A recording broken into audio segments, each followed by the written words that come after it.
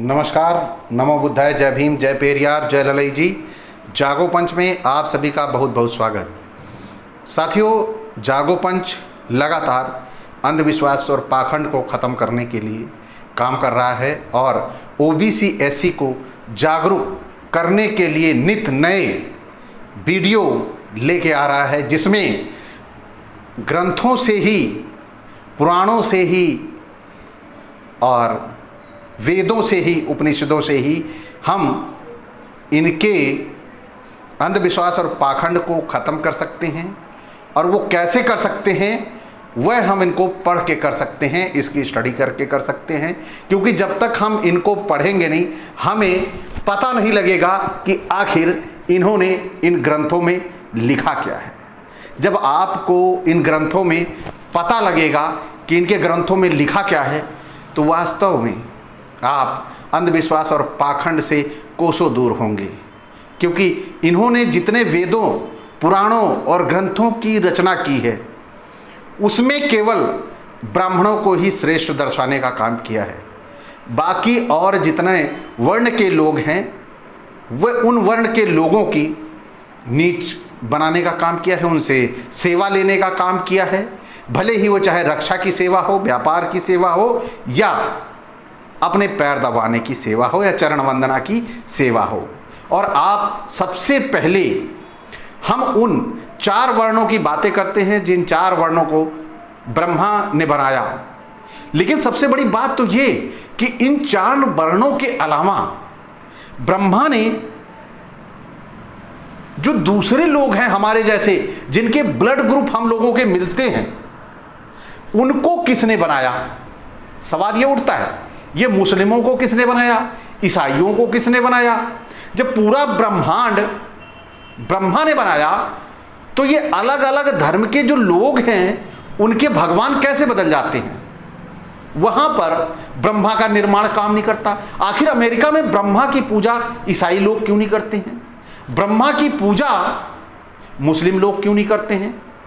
ब्रह्मा की पूजा अन्य जो धार्मिक समुदाय हैं वो लोग क्यों नहीं करते हैं? जब पूरे ब्रह्मांड को ब्रह्मा ने बनाया, तो इस साजिश का पर्दाफाश होना चाहिए। जब तक इस साजिश का पर्दाफाश ना होगा, तब तक अंधविश्वास और पाखंड दूर नहीं होगा। तो आज हम लेके आए हैं ब्रह्म पुराण, आपको बताने के लिए कि ब्रह्म पुराण में ब्राह्मणों ने अपनी सिक्योरिटी के लिए, अपनी सुरक्षा के लिए कैसे लिखा है, वह आपको जानना अति आवश्यक है।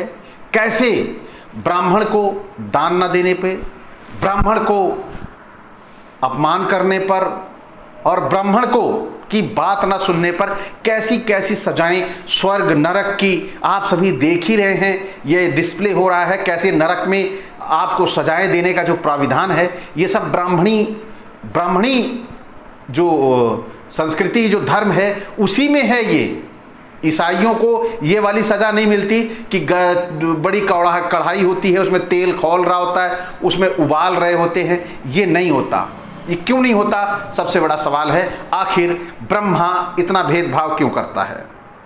ब्रह्मा भेदभाव इसलिए करता है क्योंकि ब्रह्मा को ब्राह्मण ने बनाया। यदि वो इसको न बनाया होता तो पूरे ब्रह्मांड पे काम करता। तो आइए सबसे पहले हम उन जो ब्रह्म पुराण में उन जो अंश लिखे हैं, यहाँ पर व्यास जो मुनि हैं वह व्यास जी से सवाल कर रहे हैं। तो व्यास जी यहाँ पे कह रहे हैं, क्योंकि मैं शॉर्ट में बताऊंगा कि क्या क्या कहाँ कहाँ लिखा है ब्राह्मणों के लिए। तो यहाँ पर क्या कह रहे हैं व्यास जी? मुनियों को जवाब दे रहे हैं, जो लोग इस लोक में धर्मपरायण हो, अहिंसा का पालन करते, गुरुजनों की सेवा करने में संलग्न रहते हैं और देवता तथा ब्राह्मणों की पूजा करते हैं। यहाँ पे ध्यान दीजिएगा, ब्राह्मणों की पूजा करते हैं, ये पूजनीय होते हैं। चाहे धूर्त, लंपट और अज्ञानी कुछ भी हो, उनकी पूजा होनी चाहिए, ऐसा इनके शास्त्रों में लिखा है। आगे चलते हैं। वे स्त्री और पुत्रों सहित जिस प्रकार उस मार्ग से यात्रा करते हैं वह बतलाता हूँ।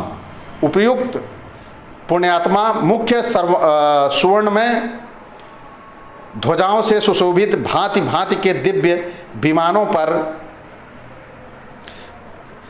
अनपढ़ हो, आरूढ़ हो, धर्मराज के नगर में जाते हैं, जो ब्राह्मणों को भक्ति पूर्वक नाना प्रकार की वस्तुएं दान में देते हैं, वे उस महान पथ पर सुख से यात्रा करते हैं।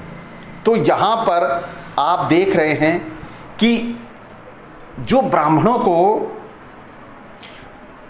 नाना प्रकार के वस्तुएं दान में देते हैं, यानी आप लोग केवल दान करो और आपको स्वर्ग भी नसीब ना हो, और दान नहीं करोगे तो स्वर्ग पक्का नहीं नसीब होगा, ऐसा इनकी सारी किताबों में लिखा हुआ है। अभी मैं ब्राह्मणों में भी विशेषता श्रेणियों को अत्यंत भक्तिपूर्वक उत्तम रीत से तैयार किया हुआ अन्न देते हैं, और वे सुसज्जित विमानों द्वारा धर्मराज के नगर में जाते हैं, जो सदा सत्य बोलो और बाहर भीतर से शुद्ध रहते हैं।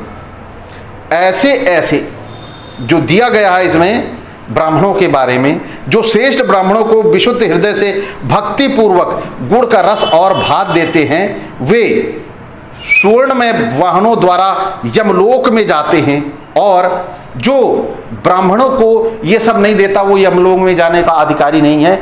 यमलोक, स्वर्गलोक यह केवल ब्राह्मणों के बाप का है। यह ब्राह्मण इनकी बपौती है। कैसे बपौती है? ईसाई मरेगा वो स्वर्ग में नहीं जाएगा, मुस्लिम मरेगा वो स्वर्ग में नहीं जाएगा। मतलब भारत के ही इस दायरे के लोग, चाइनीज मरेंगे, चीन वाले मरेंगे, वह स्वर्ग नहीं जाएंगे, क्योंकि वो तो ब्राह्मणों को कुछ भी नहीं देते। अमेरिका वाले जो यूरेशियन हैं, वो अमेरिका वाले जो अमेरिकन हैं और यूरेशिया वाले यूरेशियन हैं, यह सभी कैसे स्वर्ग जाते होंगे? बड़ी ताज्जुब की बात है। अफ्रीका वाले वो स्वर्ग को कैसे जाते होंगे? क्योंकि वो तो ब्राह्मणों को दान नहीं देते। तो ये जो कहानी है पूरी की पूरी ब्राह्मणवाद की आधारशिला पे टिकी है।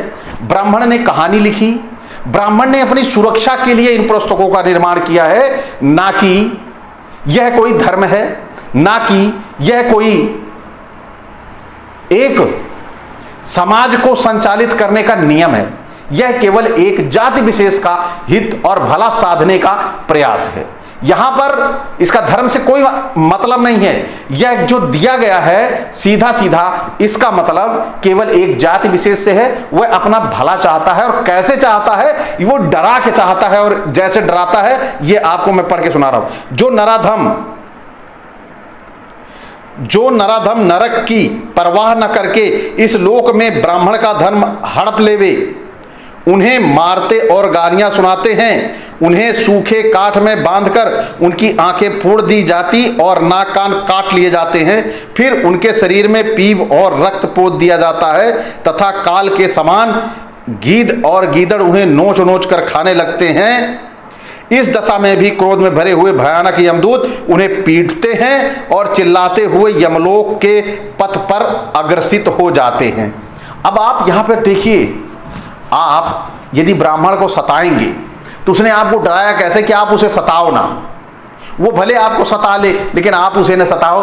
कैसे कैसे प्राविधान दिए हैं, ये सोचने वाली, ये प्राविधान ही बताता है कि कितनी बड़ी साजिश है। यह है ओबीसी एससी लोगों को गुलाम और शिकार बनाए रखने का स्वर्गलोक, नरकलोक, यमलोक के भय के बारे में। आगे चलते हैं। शूरधार नामक नरक तीखे उस्तरों से भरा रहता है। जो लोग ब्राह्मणों की भूमि हड़प लेते हैं वे एक कल्प तक उसी में डालकर काटे जाते हैं। अम्बरीश नामक नरक प्रलयाग्नि के समान प्रज्वलित रहता है। स्वर्ण की चोरी करने वाला मनुष्य करोड़ कल्पों तक उसमें दग्ध किया जाता है। वज्र कुठार नामक नरक वज्र से व्याप्त है। ये आप सभी को की संज्ञान में आना चाहिए कि कैसे ये स्वर्ग और नरक के भय से आपको डराते हैं। इनको स्वर्ग नरक का भय नहीं है, क्योंकि ये स्वर्ग नरक के मालिक हैं। जब आपको स्वर्ग नरक ये भेज सकते हैं तो ये तो स्वर्ग में ही जाएंगे, ये काहे नरक में जाएंगे? कितने भी कुकर्म कर लें, अब आइए अगली कहानी।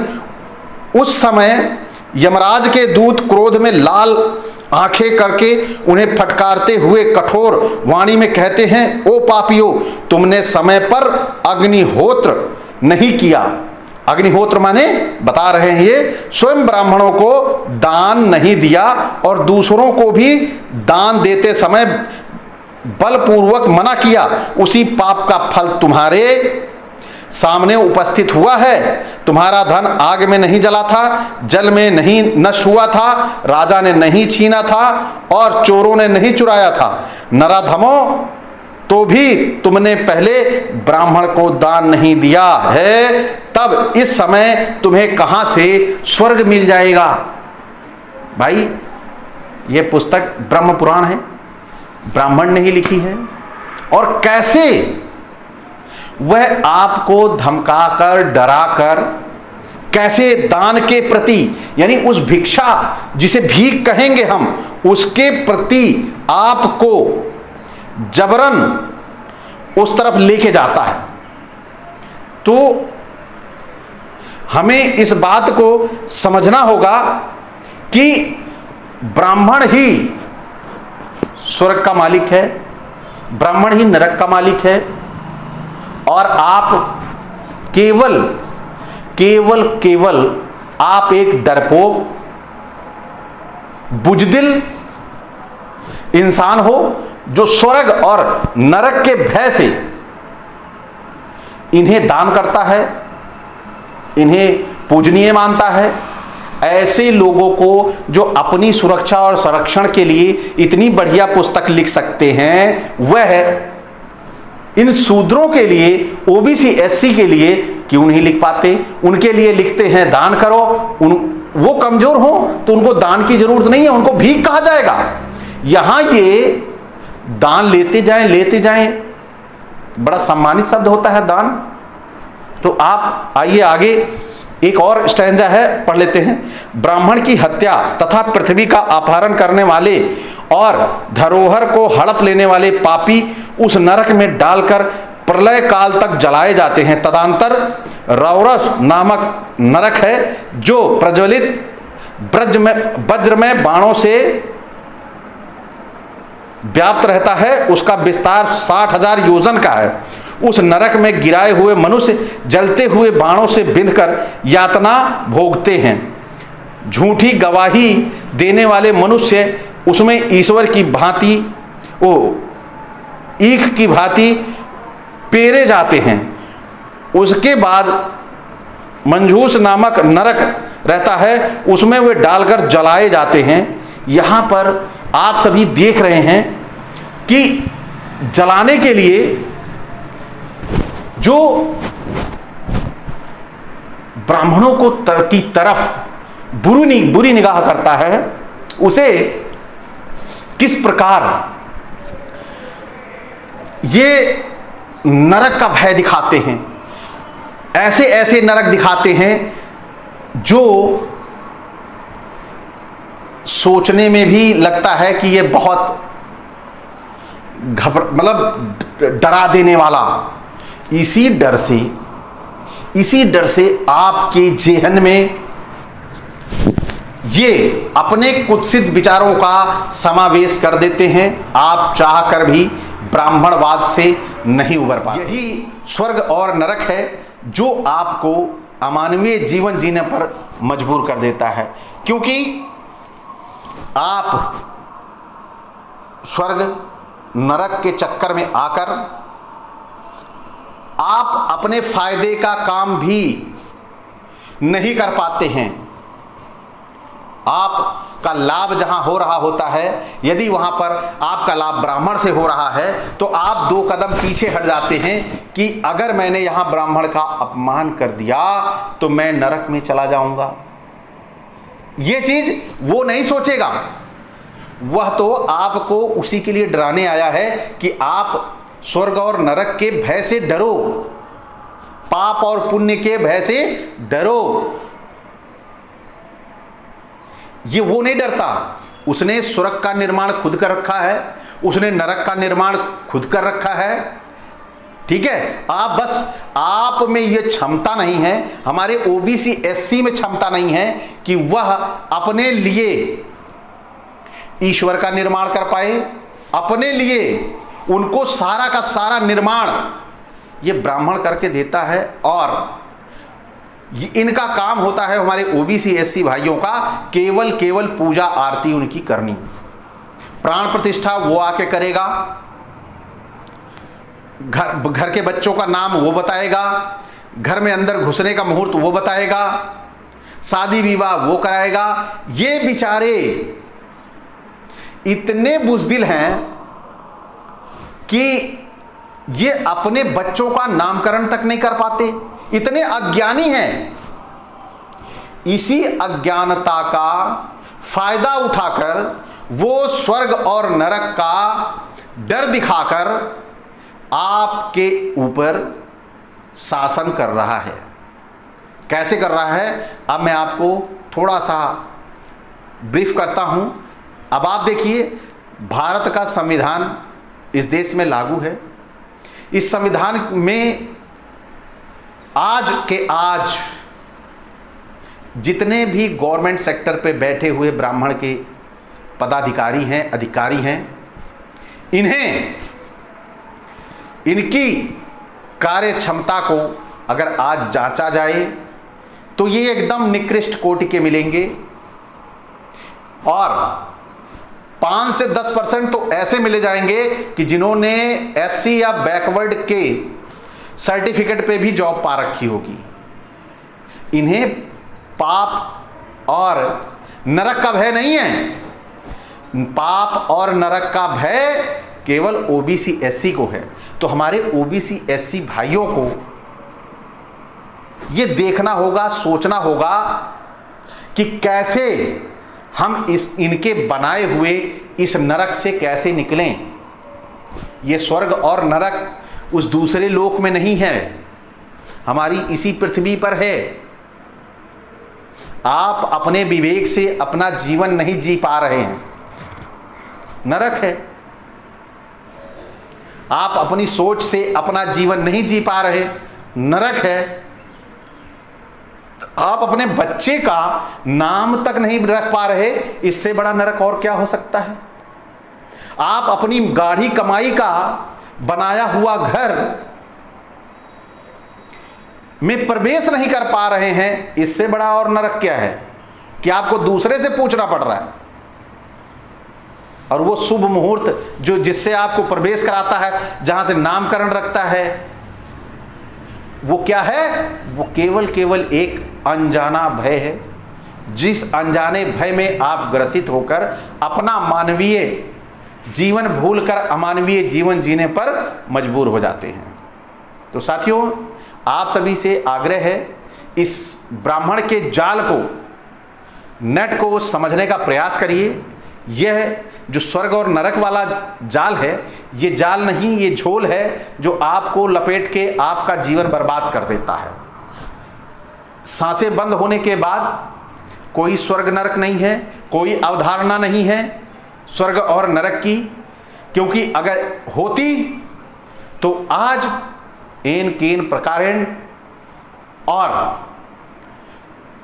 जो दूसरों के अधिकारों को मारकर ये लोग नौकरियों पे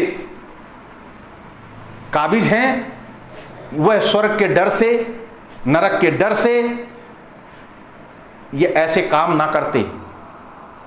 तो स्वर्ग और नरक कुछ नहीं है।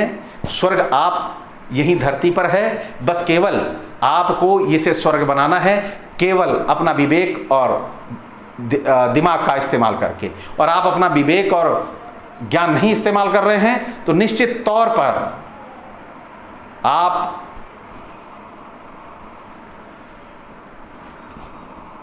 स्वर्ग और नरक के भय से अपना जीवन बर्बाद कर दे रहे हैं। तो साथियों, आप सभी को आज का हमारा ये वीडियो कैसा लगा, इसे जरूर बताएं कमेंट में, और अच्छा लगे तो लाइक करें। जो नए साथी जुड़े हैं, देख रहे हैं, वह सब्सक्राइब कर लें और बेल आइकन की घंटी दबा लें, जिससे हमारा वीडियो आप तक जल्दी पहुंच जाए। इसी के साथ आपसे विदा चाहूँगा। नमस्कार, नमो बुद्धाय, जय भीम, जय पेरियार जी।